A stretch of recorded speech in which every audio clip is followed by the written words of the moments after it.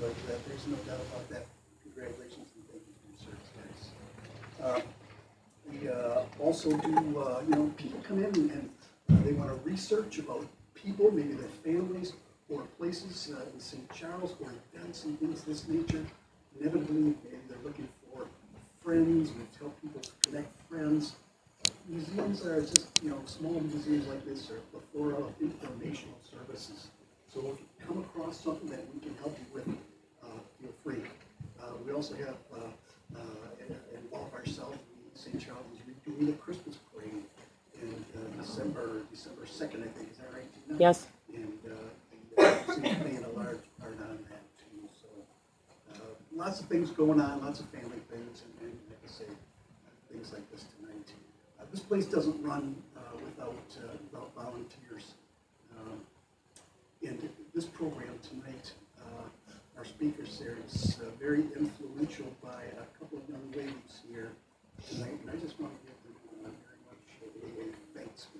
Things don't happen around here. This place doesn't look like this, and things don't happen without these people. First one, Doreen Bodine, for your support and collaboration very early on in this. Tina Beeler, thank you very much for your support and collaboration. And Michelle back there, she's put down, appreciate that. Volunteers, it's been nice, so appreciate all that kind of stuff. Now, tonight's guest speaker, Mr. Michael Collette, and I see he invited his wife Terry, and I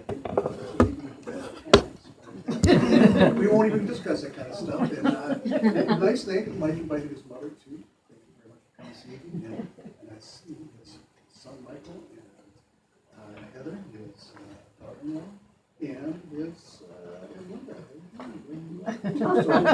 he brought his family in case nobody showed up. So they didn't show up. Yeah, there's a smart guy. Mike has been a long time Saginaw County resident, and for whatever reason, found himself a hobby, and that hobby had to do with lumbering and this whole exhibit that you see in front of us tonight. And I'm sure for all the stuff that he has here, he probably still has all this much and more at home. Might be big. Maybe a piece or two. Maybe a piece. Well, this guy went to a lot of the local rivers in Saginaw County, streams, places where there are old lumber mills, and the water was way down. Out he took the time to get some of these artifacts. I just have a passion for something. I just love something. Trains or whatever that thing is. This guy has a passion for this. So tonight, without further ado, I would like you to introduce Michael Collette. Good evening.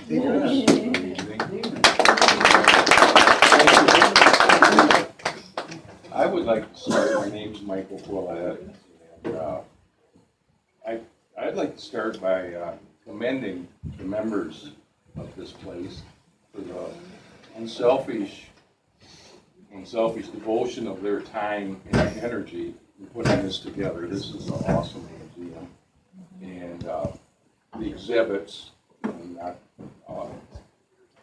they tell a story, they explain themselves instead of just being dusty old pieces up on the shelf. I'd like to start by kind of giving you these the pamphlets here. You can take those home. I put those together if you'd like. It's up to you.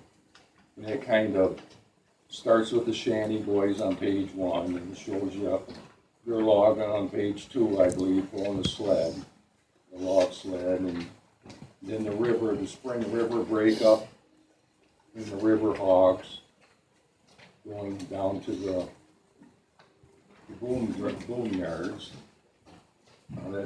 That boom yard you see is this one right here. This was the biggest one in the state. It the boom company. This bridge you see behind here was the Merrill Bridge. And to this day, if you go down Center Street across the Tidwell-Wass and look east, when the river's low, you see pilings going all the way across the river. That's this bridge right here. And Charles Merrill came to Saginaw. He was all from Maine. He was a logger in Maine, and he already made his millions there. So when he got to Saginaw, he had his act together, and And even this was a toll bridge. He needed a bridge, but he needed people to pay for it too, I guess. And I just happened to have a friend of mine friends own both sides of that river. So I had permission to look, but I really thought when I retired that all the old timers had everything already. I couldn't, and what they did is they hit all the easy places, and the stuff was gone. But I was really, when I retired in '01, the Tittabawassee River, for instance, well, all the rivers were at an all-time low. And I was walking on ground that had never been walked on by man before. And I just couldn't believe what I was finding. It was just pickup trucks after pickup trucks. And pretty soon I was turning into a hoarder. And my barn was, full of all this stuff. It still is. And this is an ongoing exhibit, and it's just going to get better when I come off of some stuff, some real rare stuff. But and then I wanted to know that the pine, how did this pine belt come about? And because this started at the tip of Maine, went through 6 states, and back up into Canada, and ended in Quebec. And the best part of this pine belt happened to be the Saginaw Valley, where the most pine and the best in quality was there. And the biggest primo of the logs was the Cass River. There was a belt of cork pine. It's called cork pine. And it was 10 miles wide by 100 miles long. Pretty much the whole Cass River was cork pine. And oh, it's probably over there in the back. There's a slice of cork pine over there, and you can tell there's quite a difference. Are there any pieces there, Mike? There are. Yeah, okay, that's.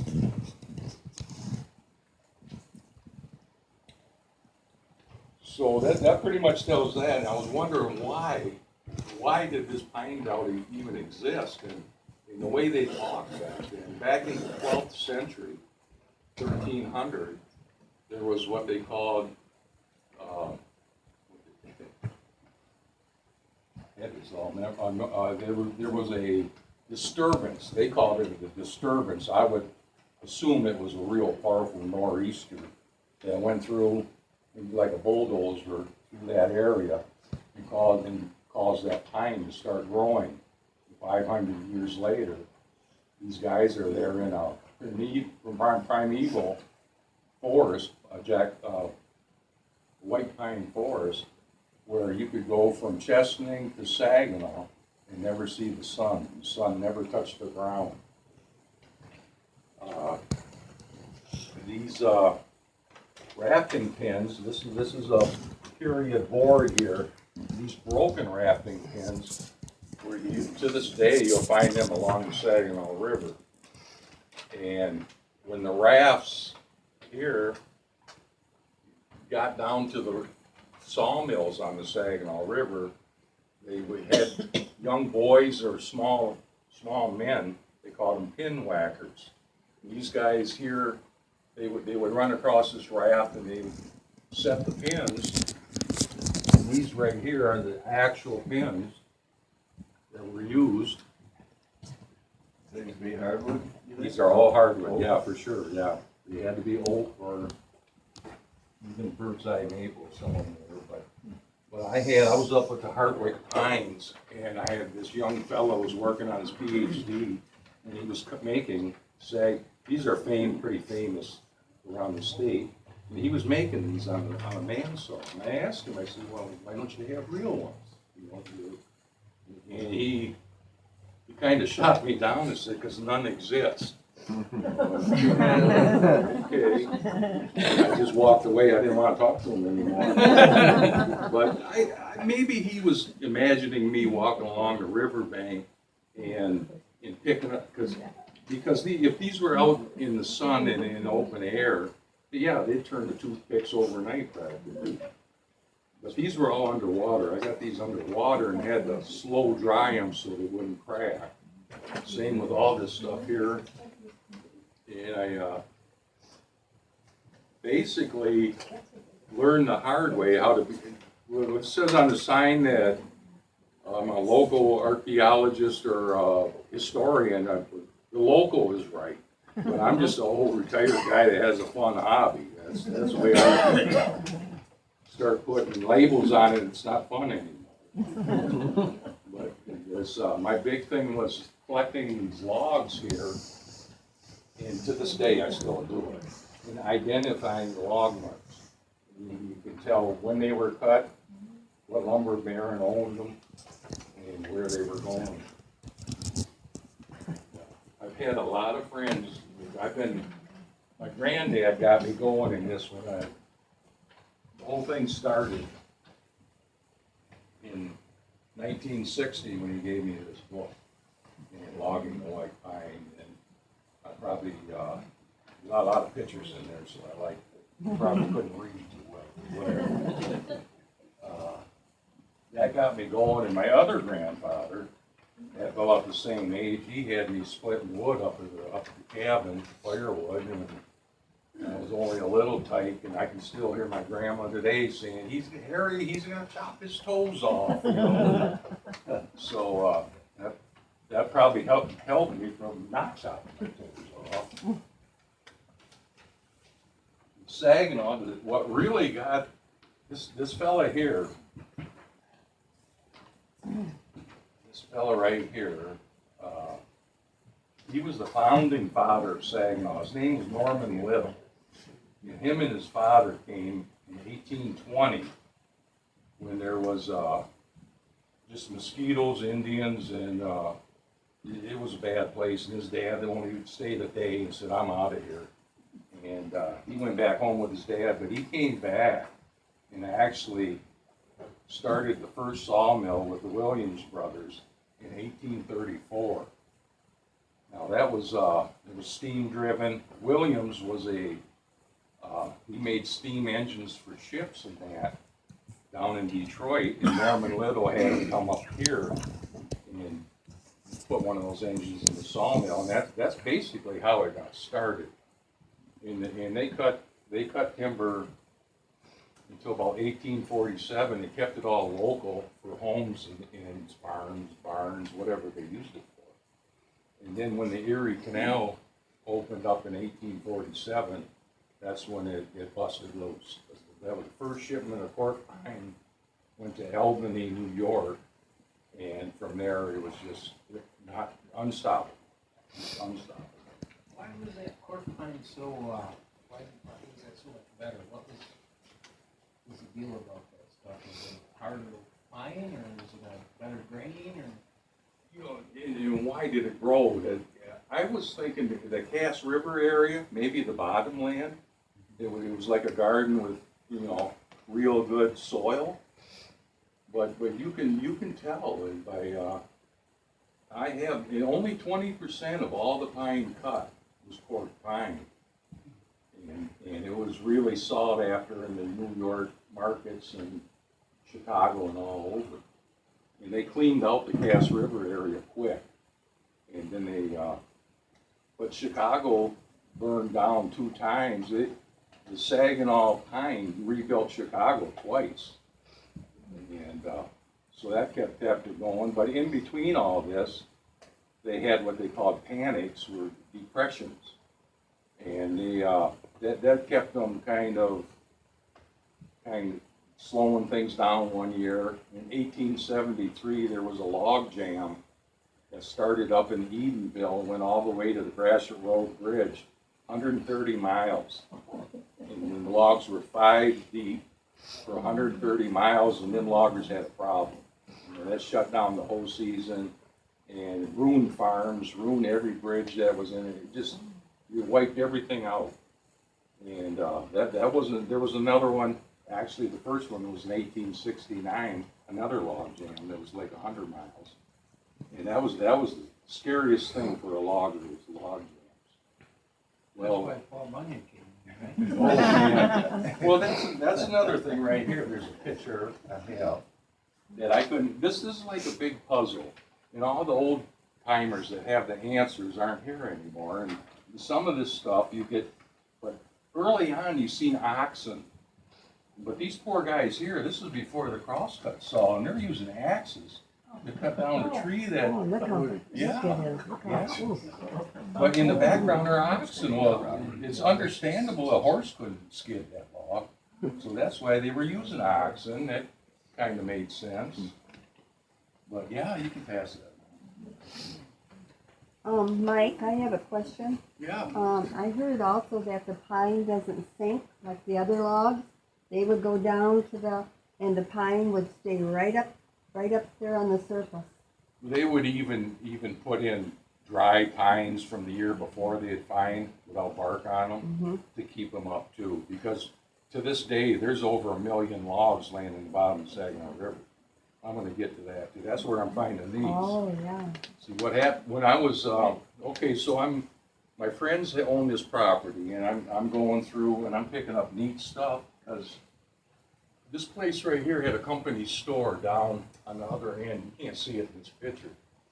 But they had a company store where these guys would go in, let's say their boots are wore out or whatever, they could go in there and get a new pair of boots or clothing, whatever they needed, and they'd take their old ones and throw them out the back window or door into the river. And out of sight, out of mind, everything went into the river. And I was lucky enough to find one of them dumps. And this is, like for instance, this right here, the spikes are rusted off and gone now, and there's some more over there in the window box. But you can see where this poor guy spent his whole life on the balls of his feet, trying to stay on them logs and do that.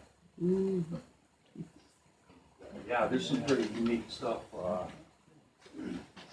Then back in the early 70s, the guy had near Freeland had advertised I was looking for some draw knives, and he had a whole set. And I got over there and I bought the draw knives, and we were talking logging a little bit. He said that this house was a centennial farmhouse in 1955. So that means it was built in 1855 out of pine, fine virgin pine. And he says, just a minute, he says, and he goes and gets this right here.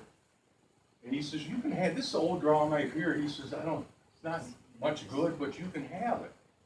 And I said, okay, thank you, and I looked at it and I could see immediately what it was. And it was a old file they used for sharpening saws, and they didn't waste anything back then. And the smithy, the blacksmith, made a draw knife out of that file, and you can see the teeth to this day right here, where it used to be a file. And then he says he had some old logging stuff in the corner of his barn too that he just wanted to get rid of it. He didn't know what it was. And this old style PV here and an old style camp book right here, these started out here about 1840s. These are real old, and they went to the newer style. These have holes drilled through the handles, and they wouldn't hold up at all. When they get wet or whatever, they would break. Yeah, that's another one there that I pulled out of the junk pile there. You can see the balls of his feet. Yeah, he's living. They were living on their feet.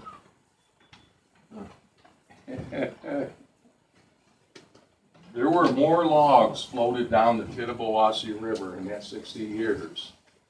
Estimated 50 to 75 billion with a B were floated down the Tittabawassee. More logs than all the other rivers and streams, tributaries in Michigan combined. So, and to this day, there's still logs coming loose. And yeah, there's I hit a gold mine when I found that.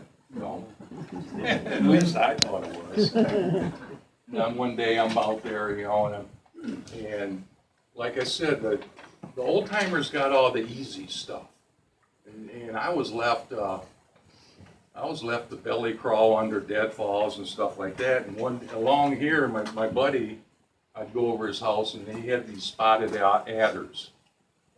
quite thick in his area, and these things were up to, the log, 6 foot long, 8 foot long, big snakes and big mean snakes. And one day I'm out there by myself along the river, and I gotta get by this one tree that fell down into the river, a deadfall. And the only way I can is belly crawl underneath it and put myself in a pinch point, which isn't too cool. So I'm going under this log. I had already seen a snake skin that was at least 6 foot long. And I'm thinking, God, I hate to run into him, you know. I'm not fond of snakes. What year was that? 70, that was in 01. Yeah. The tit was at all-time low in 01, and, yeah. So would you be by Germania Golf Course? That would be Greenpoint, that would be up at the mouth. This is the Center Street Bridge. Okay. And then this you're is a back half a upstream mile, little way? this is a Okay. quarter mile down, where those pilings are, you Yeah, see. yeah. That's the bridge.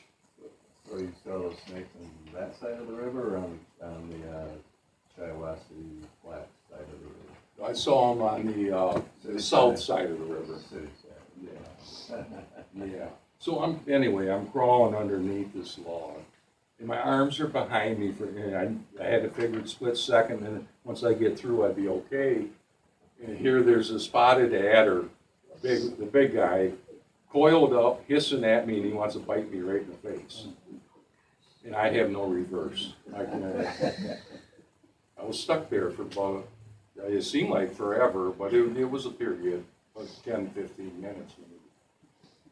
And same with along the Saginaw River, doing my artifacting. And that's bulrushes, thick bulrushes you gotta go in. And about that time, I think to this day it's the same, packs of wild dogs. And I got on First Street in Saginaw, back in there. A lot of fishermen go back in there. Oh, you're back up by the Greer Foundry and stuff. All back up in there. So I'm back in there one day, and there's a high bank, and there's only one way down and one way back up.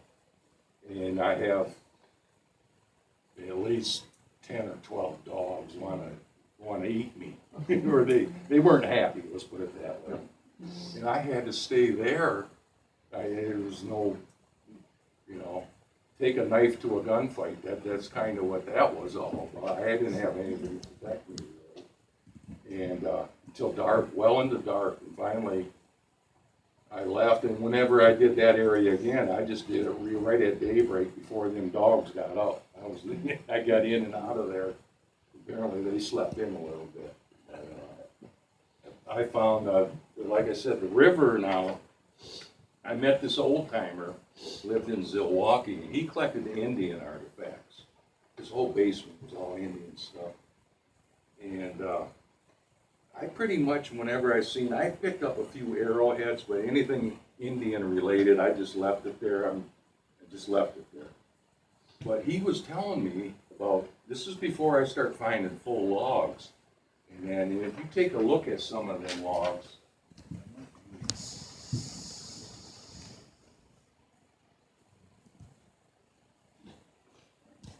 they're around here. There's big gouges taken out of, even the Saginaw River was at a low point, and this old guy tells me, watch the ore carriers that come up the river to the stone docks. He says they're breaking loose a lot of stuff, and it's coming back up off the bottom.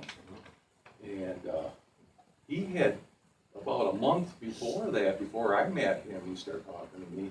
He was following the prop wash, same thing, of one of these carriers, and up pops a 500-year-old Indian birch bark canoe. It was just half of one,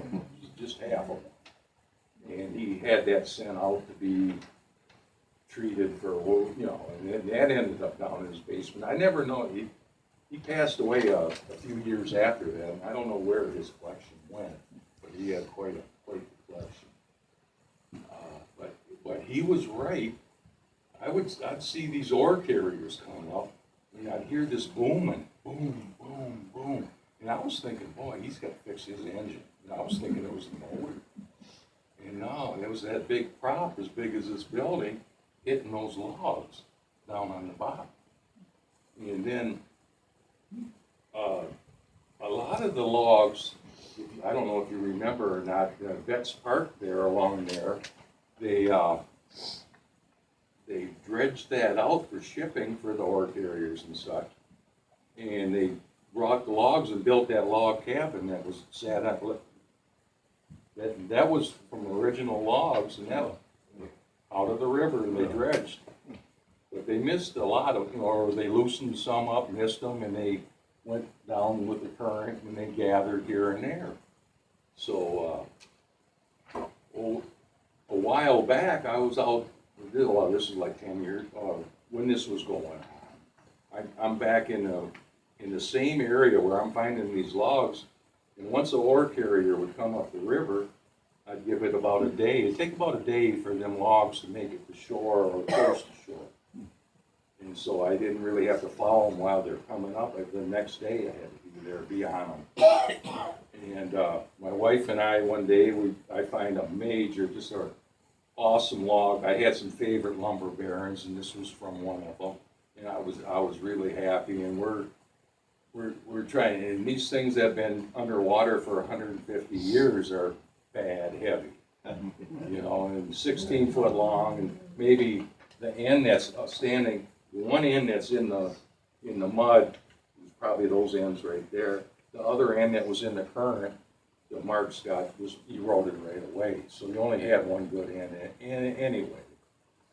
And so we're rolling this log across Betts Park, across the grass, and here comes a ranger, federal ranger. I'm thinking, oh boy. And I told my wife, you better go get in the truck. I'm thinking, there we go. Well, he comes up, nicest guy in the world, from St. Charles. You guys probably know him. He asked me if I need a hand. And from then, it was on. Once I knew I wasn't, I had it was kind of iffy. He says, no, you're covered under the Michigan salvage law. And he says, unless you're on private property, And he says, no, this is a park, and he says, you're good. And yeah, from there, you see a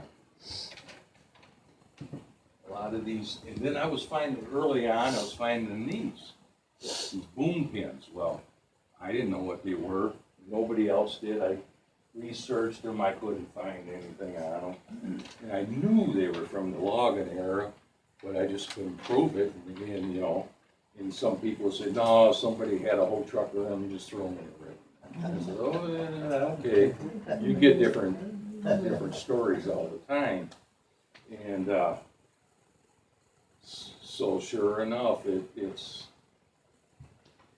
So did they use the metal ones before these, or?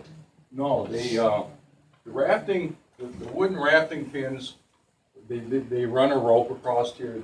Let's say this raft, for instance, might have been all one. They're all one log going to. Okay, so these all have the same marks on them. All these logs, and then they had what they called a bridle rope at Greenpoint, at the mouth of the Tittabawassee. They had it was called a bridle rope. It was about this thick, half a mile long, and they would connect multiple rafts to that rope. And that's when the pins came in with chain. They would chain the rafts. First they would use boom dogs.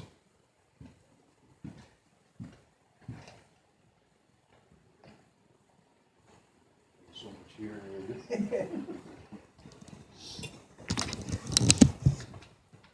These are the boom dogs, and they would use them for putting together your bigger logs and the corners of the rafts. And they would use the chain. They would attach the chain to the bridle rope, and a big tugboat would tug that would take all these rafts down. The current's going that way anyway, so there wasn't the river current's going towards the mouth, And the Saginaw River, the current's going towards the bay, so they didn't have a lot of resistance. But there's still, this is a lot of weight, and you would see that these pins I was finding are all torqued. Where they just, yeah, way too much power and they torque them. So, So what was your favorite, sawmill? You said you had Merrill, Charles Merrill, this guy here, what's this, Mark? You got one of these?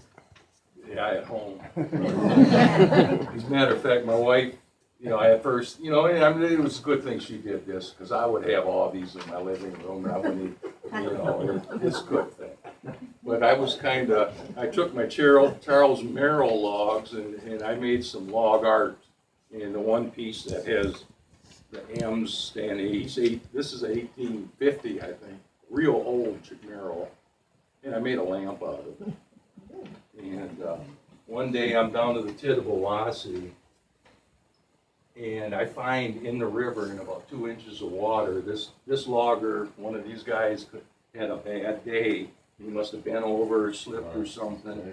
But I found this old logger's jackknife laying, been in the water for 120 years.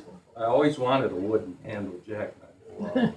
But this was laying over the top, and this was laying right next to it. And this pipe was made in 1820. And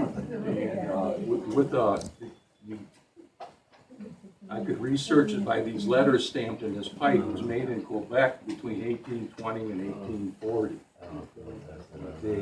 Yeah, it's kind of pretty fragile. Yeah, The last guy that puffed on that was about a long time ago.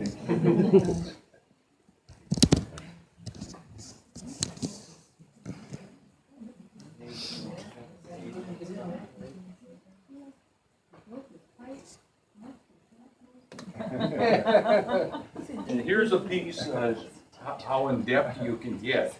This is an actual piece of pine bark where the holes where the logger had stood on there with his cork boots. You can see, yeah, that's, he had walked on this log. Wow.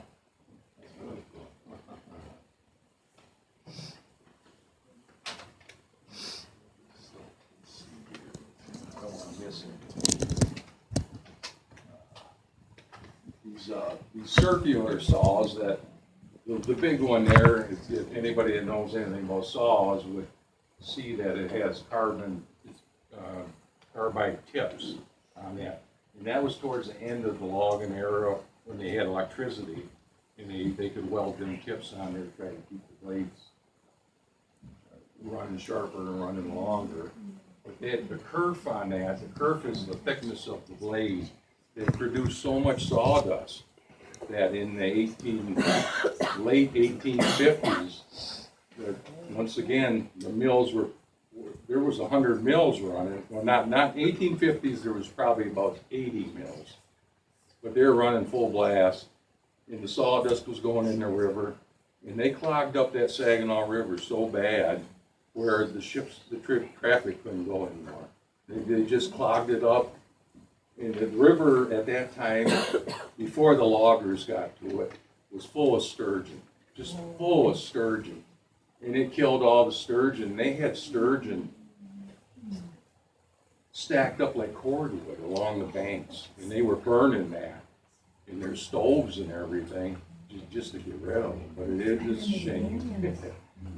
When I started all this in my research, the lumber barons were way up here on my list, and the more I learned, But what was really fascinating was you'd be an immigrant coming from the old country or something, you come over and you'd hear tell about working in Saginaw. And at the time,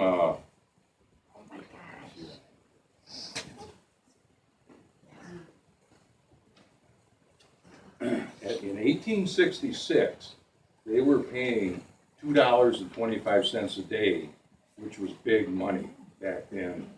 Where they come from, they wouldn't make that much in a week. And they were paying $2.25 a day, very dangerous work, but then that was for a 12-hour day. And here, 20 years later, 1877, because they wanted to strike and they were always complaining they wanted a 10-hour day. Finally, the lumber barons said, okay, we'll give you a $10 day, a 10-hour day. And they only got paid $1.61 a day. So they just, yeah. They could have, should have got promotion. But they, it was so dangerous and there were so many injuries in that. That's when St. Mary's Hospital started.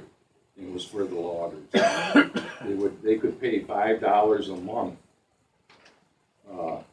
for like insurance if they were to get hurt. Most of them didn't have the insurance and they were buried right along the riverbank.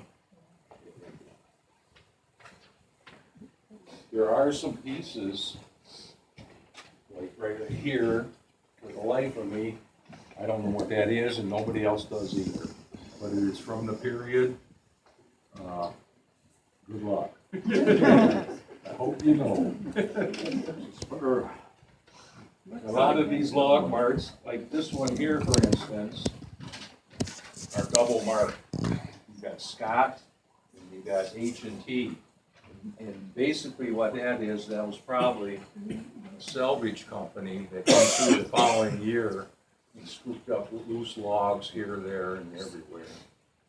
A lot of these artifacts, like the pins and that, they started out, see that funky looking pin right there with all that nasty stuff on it? That's the way they look when you find them in the river, a lot of them. And, We can't see it back here. pardon? We need to pick it up, we can't see it. You're the one that found that piece. You know what it looks like.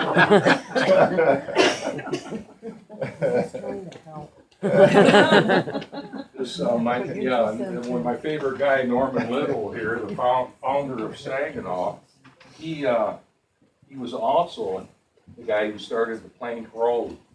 It went from Saginaw to Flint, out of Pine. He was involved in that. And he had several ventures, 3 or 4 ventures where he went bust, he went broke.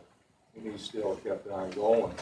But here one day in 1859, he steps out of his home on Water Street, full of, they said medicinal drink, which was like Coca-Cola. You know, he had too many Cokes. And he stepped out of his house on Water Street, stepped right into the Saginaw River. At the time, it was clogged with sawdust, and they never did recover his body. And there's controversy to that. He's buried in the old cemetery in Saginaw, but they're saying it's an empty casket. Well, you got any idea how many mills along the Saginaw River? Well, that back picture on there, that's the lumber baron convention they had every year on the Tittabawassee River. And at that time, there was 120 mills, all running at the same time. You could be coming up to Saginaw Bay, be 20 miles from Saginaw, and the sweet smell of pine was sickening already. There was so much. And there was people that would come and get a motel room and that, and they would write about, just out of their window, they could count over 40 chimneys, just from where they were. And it was going. And these guys here, just picture, I mean, everyone with a top hat was a millionaire. They're millionaires in the 1860s in Saginaw. And this is one of my favorite. I was here talking about the prop wash, and that one day I see that the ship had kicked loose a bunch of slab wood. Now this is slab wood from the 1800s that still has the part stuck to it. I shouldn't even talk, it'll probably fall off right in front of us here, but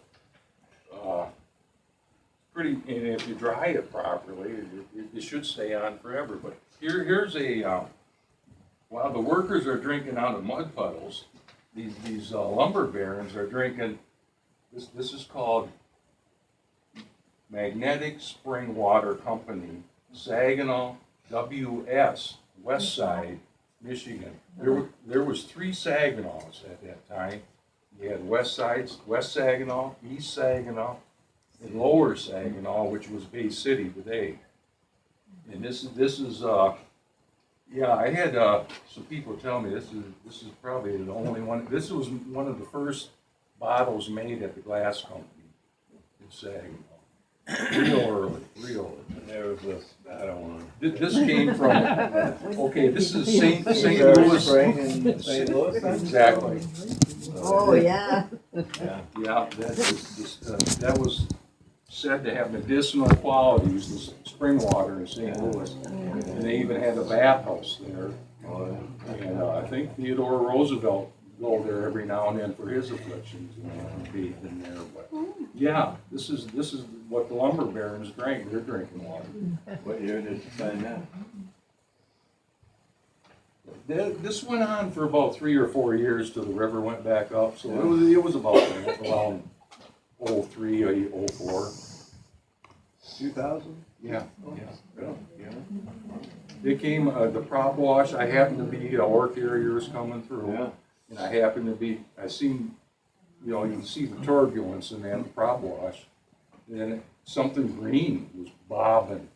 And this is one of my, yeah, I might hang on to this for a while. Yeah. Yeah.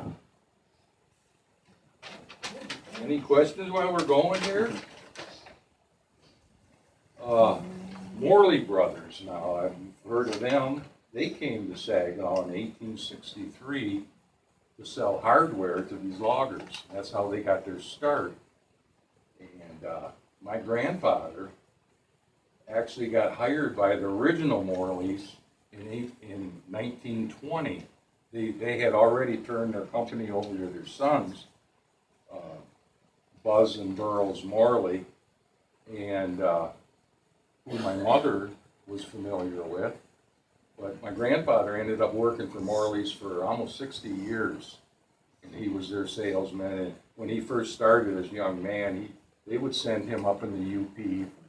They were still logging at that time. And then they would stop back. They were all friends. The Morleys, and Henry Ford, and all these lumber barons, they all hobnobbed together. They would go to Isle Royale fishing on fishing trips. Their hunting camp was in Iron Mountain.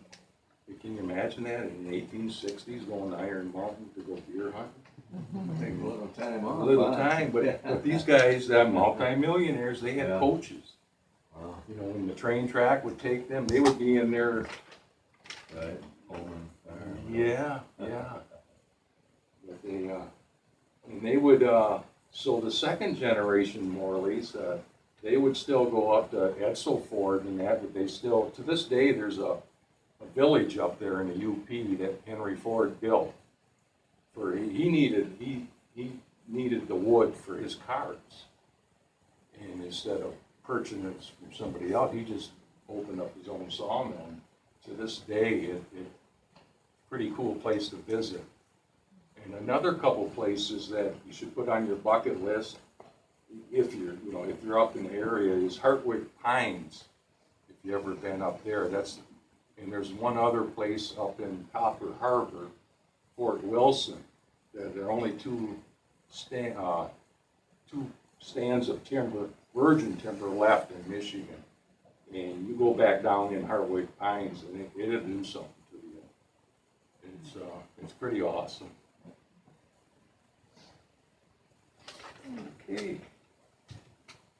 Do you think they had is there any paper receipts for the sales of, like you say, that the area by the Cass City was Park Pine? Do you think they had paper receipts and records back then? Or Oh, yeah. do you think it Oh, was yeah. just sort of, No, I have books, yeah, it shows you. And that lumberman's convention, they're talking over what they're gonna charge that next coming year for the price of their pine, to markets in Newburgh or wherever. Right, yeah. Chicago. well, it just wasn't willy-nilly like, oh, yeah, there's a spot Well, over there. well, it's kind of, like the Castle Museum has some real nice artifacts, in their log and exhibit. And it's the log scale, for instance. I heard somebody's gonna try to catch me on that. Well, you know, all I can tell you is diameter times length gives you the board feet. That's all I really care to know about the log scale, because I'm not really into that. I'm into the other stuff, but the Castle Museum shows you an example of, they have a log there, and they have the scale, and they show you, they measure the diameter and the length, and there's 100 board feet there. And then they show you another way they did it, and quite a few of them did it that way, where they turn that 100 board feet into 400 board feet by just fixing some, you know. Yeah, so that's, yeah, you're right. And even saying that 50 to 75 billion logs floated, well, that 25 billion is a hell of a discrepancy, you know, but, yeah. That's, So how much thievery did they have? Stealing each other's lots. What these logs, once they got to the sawmill, the sawmill would cut off one end of the log. And that's what some of these are, like this one right here, for instance. They were called silver dollars because they would save the ends, and that's what they would know to charge the people by, you know. So yeah, these were called silver dollars, and a lot of these logs, you're right, they before they even made it there, somebody else would cut the ends off and put their own marks on there, or whatever.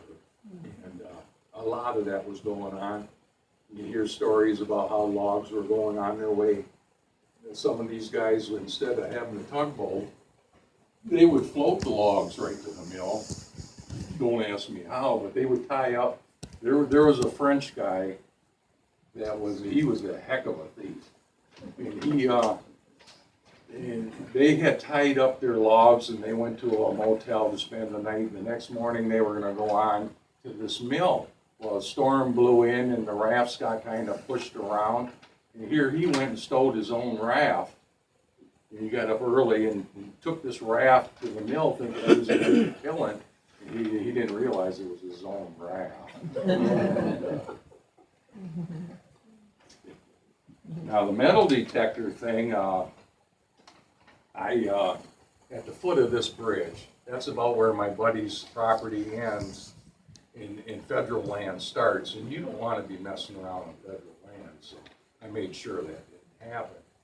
But I had a metal I was thinking thoughts of gold coins or whatever, I'm gonna find me something. So I did some metal detecting at the base of that bridge.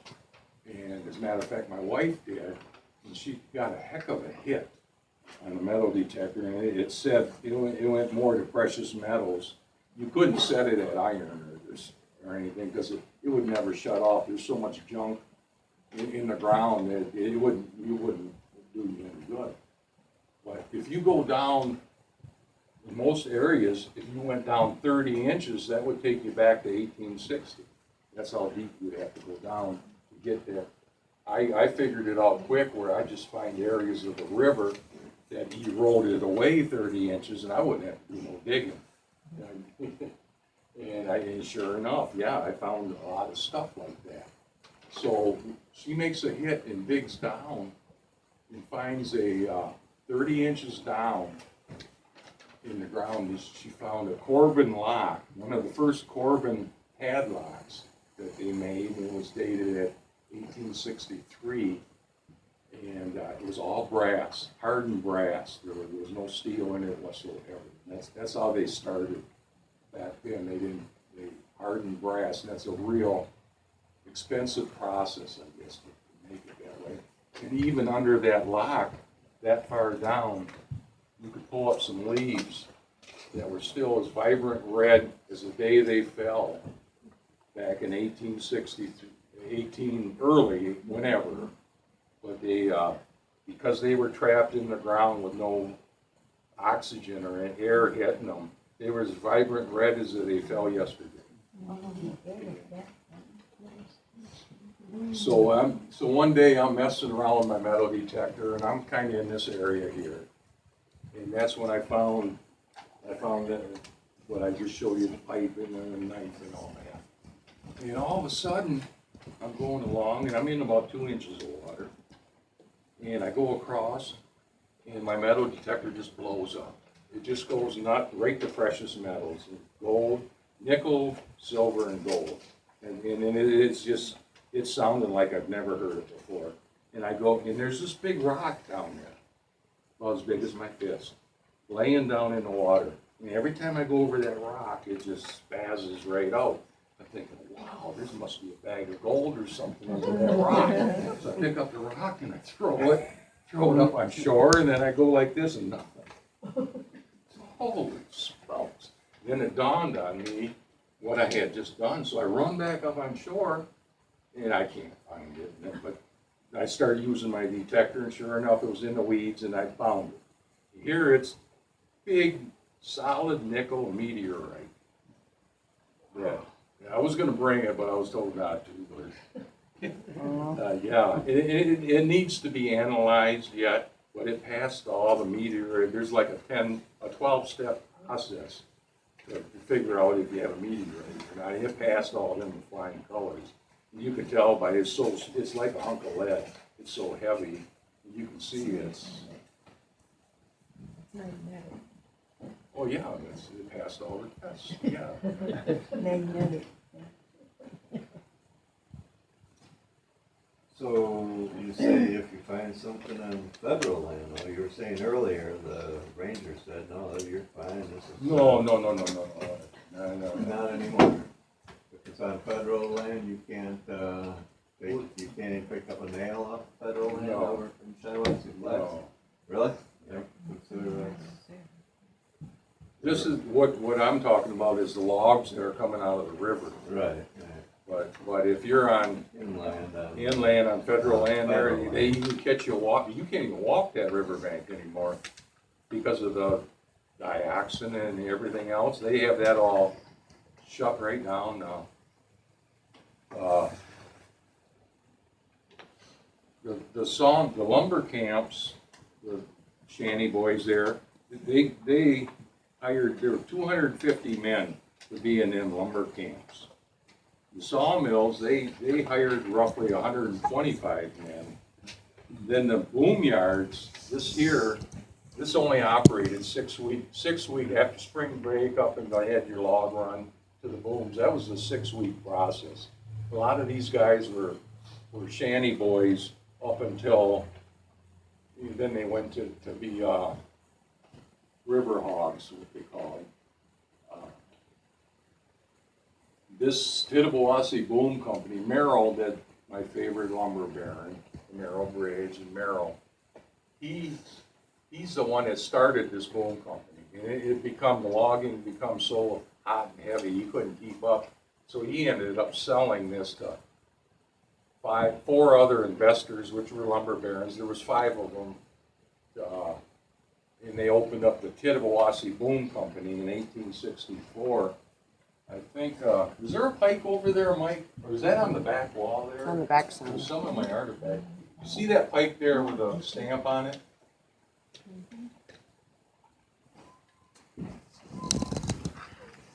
Yep.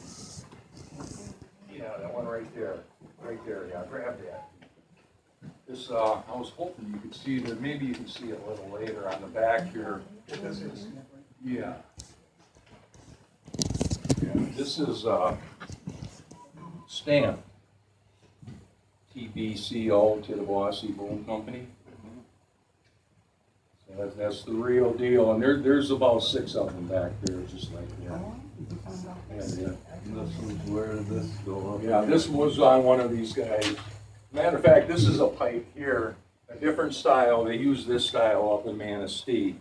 This was given to me by a real famous. Oh, this would be embedded in. It's right here, yeah, that would be, and that would be push or pull the logs here or there.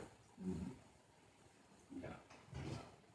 This one right here, I mean, once you get a little hobby going and the people know you're genuine, you don't even have to buy stuff, they give it to you. You know, and this here came the famous guy, his name's Hollywog Jack Johnson.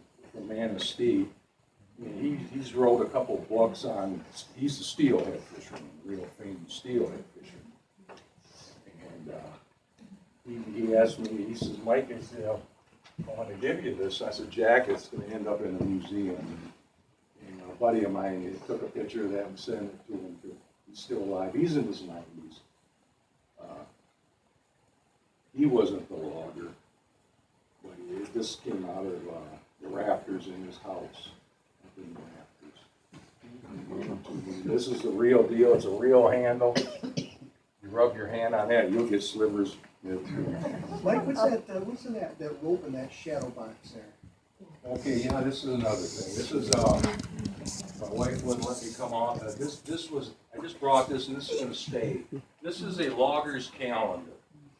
And when these young fellas and immigrants mainly would come over and get them signed up for the Kidwassee Boom Company, they'd sign on for 20, 40, or 60 days, depending on what they signed on for. Maybe they're just passing through, need a little bit of money to get them on through. So they would tie a knot for every day they worked, because they didn't get paid to the end of their 20 days or whatever. So they would tie a knot in a bootlace there. I ended up finding about 3 of these in that pile. This was wrapped around one of these. And the first 2 I totally destroyed because I am not an archaeologist. I learned the hard way. And at first I thought all this wet stuff and all that, the sun was your friend. And the sun is, and you have to learn how to properly preserve this stuff. And Is that made of leather or? that's a leather bootlace, yeah. Yeah. Pretty rare. Wow.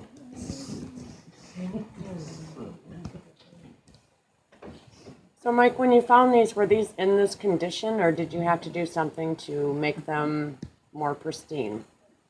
The logs were pretty much in that condition. I just had to slow dry them. A lot of the iron was looking like this here. It was terrible. You had to use a little chipping hammer or something to clean them up. Not recommended.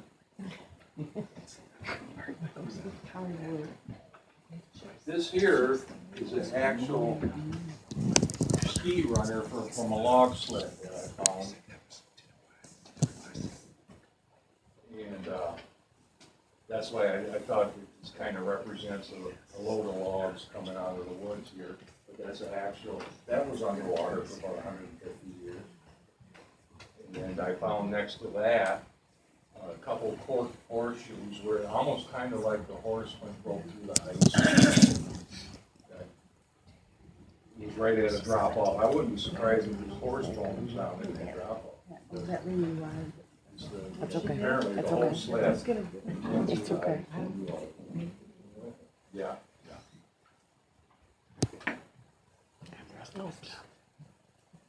Well, ladies and gentlemen, moving on to 8 o'clock. I don't know, Mike, you got some more stuff, or does anybody have some questions here? Any as far as that? questions? Not that we have to leave here by any particular thing. Did you ever Yes, know sir. Did you ever know Dick Reefy? He used to go up and down the Saginaw River and find those logs. He found a great deal. I don't know, What was his name? Dick Reefy. No, I don't. And he used- No, he's from Saginaw, Oh, and say. and I just happened to work with him. So, and he would come in after a weekend of walking, and he'd have these logs that he had cut the ends off of with all those marks on it. Yeah. He had a great deal of it. I don't know what he ever did with them. Yeah. That's why I really didn't expect to find anything when I retired, and you know, when I was fortunate enough to retire real young. I started. I remember that time you say 2002, and that's when he was finding a lot of these logs. Yes, yeah, me too. That's why he was finding them. If he wasn't getting them, I was. You know, but, yeah. But to this day, okay, that's another thing. I'm a fisherman, quite a fisherman. So, you know, and all your fishermen here, that you have your, like on the Saginaw River right now, the walleyes are so thick. they're jumping in the boats. And, everybody has their own little hot spots. Well, if you know anything about walleyes, they like structure. And I was ice fishing one year, it was back like in '05, about the time these logs were coming. And a couple of my hot spots were in the same area I was getting these logs. And I'm ice fishing one night, one evening, and the guys next to me were hooting and hollering and having a heck of a party, you know, and I'm thinking, well, what's going on there? So they said, hey buddy, come here and check this out. Well, that was right at the start of when they had them underwater cameras you could buy.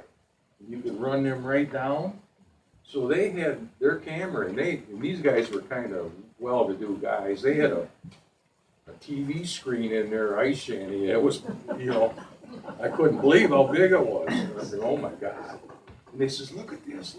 And it looked like something out of Star Wars. All you could see was the eyes. And there was just hundreds of fish with the eyes. And that was my hot spot. And that's why everybody there had limited out that night. But I wasn't even looking at the fish, because the reason them walleyes were there is it looked like fingers coming out of the bottom of the river. They were logs.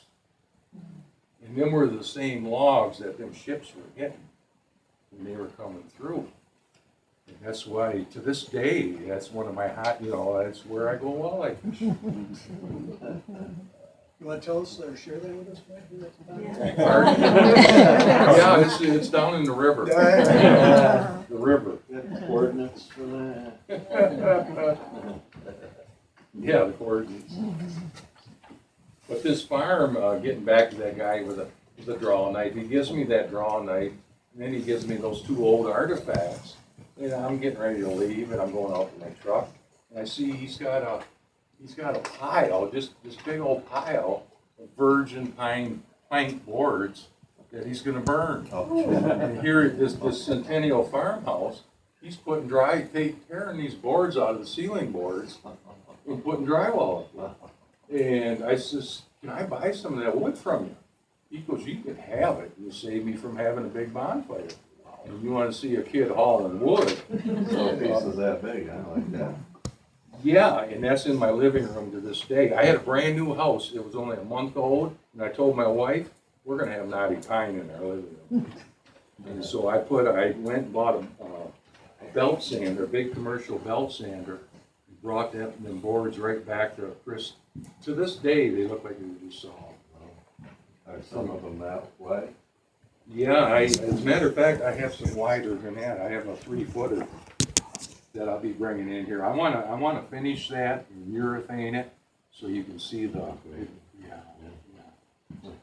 like I said, this is all a work in progress, and I gotta thank the people here. They've done an excellent job. So is cork pine also considered cork pine because it didn't have any knots in it? I mean, it grew so tall, so fast. That There were no branches coming out. Right, There, so there were no knots. yep. Yeah. Yeah, no knots, but there were knots when you went up 150 foot, That- 100 foot. But that's You what had made to have them branches. special, Yeah. is that they did go quite a ways before. Yeah, there was and it was so milky white, that when they hit the markets, they couldn't, they wiped out Cass River, that whole area was logged in a couple of years. The demand for that was so great. But another reason they called it cork is because of its floating capacity. It floated like a cork versus these here. You'd be, like I said, there's probably 1 million logs laying on the bottom of that river to this day. Just, I can find me some young boy that likes to scuba dive on. Some other questions, ladies and gentlemen? Mike, anything else that you got? What about the clam? I probably have a lot that I haven't talked about. I haven't been, this cheat sheet here. What about the